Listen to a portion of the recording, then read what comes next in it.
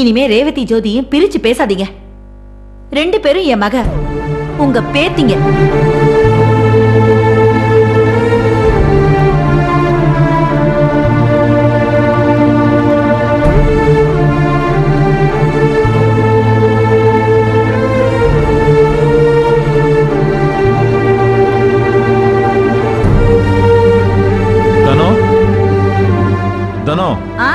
வந்துட்டேங்க. என்னங்க என்ன அப்படி பாக்குறீங்க? உன்கிட்ட ஆரஞ்சு கலர்ல ஒரு புடவை இருக்குல்ல? ஆமா. போய் அதை கட்டிட்டு வா. என்ன கடைக்கு ஏதாவது போணுமா? கட்டிட்டு வா. சொல்லுங்களேன்.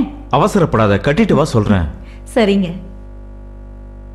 தனோ, அப்படியே என் பட்டு சட்டையும் கொண்டு வா. சரிங்க. ரேவதி, ஜோதி, 2 பேரும் கீழே இறங்கி வாங்கம்மா. இதோ வரேன் மாமா.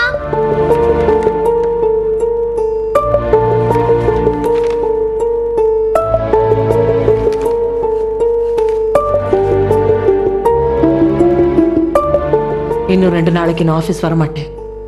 ஏதாவது சைன் வாங்கிக்கணும், நான் இப்போவே வாங்கிக்க. Yes madam. Day after tomorrow எந்த அப்பாயின்மெண்ட் இல்லைல்ல? யாருக்கும் ப்ரோக்ராம் கொடுக்கல? 2 அப்பாயின்மெண்ட்ஸ் ஃபிக்ஸ் பண்ணியிருக்கோம் மேடம். Cancel them. மேடம், ரொம்ப முக்கியமான அப்பாயின்மெண்ட்ஸ் மேடம். அதை விட முக்கியமான விஷயம்லாம் இருக்கு. Anything else? Nothing madam. Madam. S.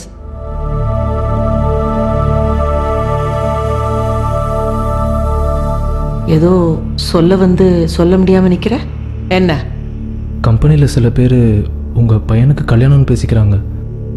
உண்மையா மேடம்? ஆமா. அதுக்கு இப்ப என்ன?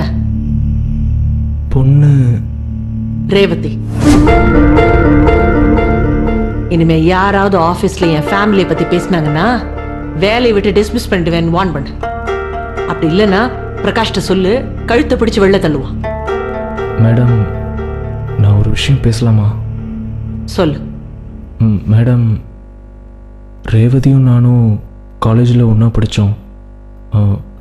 நல்லா படிப்பாங்க, ரொம்ப நல்ல பொண்ணு. அதனால தான் ஏன் மருமகளா செலக்ட் பண்ணேன். எப்படி மேடம் உங்க பையனுக்கு?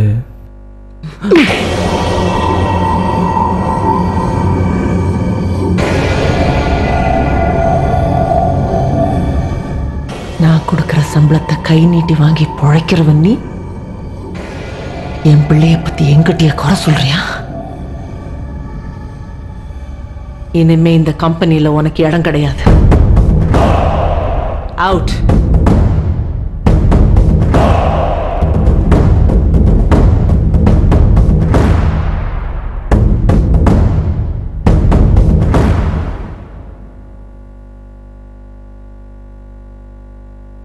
இந்த ரேவதி எனக்கு வேண்டாம். ஹே ரோஜா பூ, உனக்கு ரொம்ப பிடிச்ச பூ, ஏன் வேண்டாங்கற? இப்ப வேண்டாம். அதான் ஏன்னு கேக்குறேன். ஜோதி, இனிமே நான் ரோஜா பூ வைக்க மாட்டேன். ஓ, பிரபுக்கு பிடிக்காதோ? உனக்கு எப்படி தெரியும்? அதான் உன் முகத்துல எழுதி வச்சிருக்கேன். எப்படி ரேவதி, உனக்கு பிடிச்ச ஒண்ண பிரபுக்காக தியாகம் பண்ற? இப்படி கேள்வி கேட்டனா எப்படி பதில் சொல்றது? இதான் காதலா? இருக்கலாம்.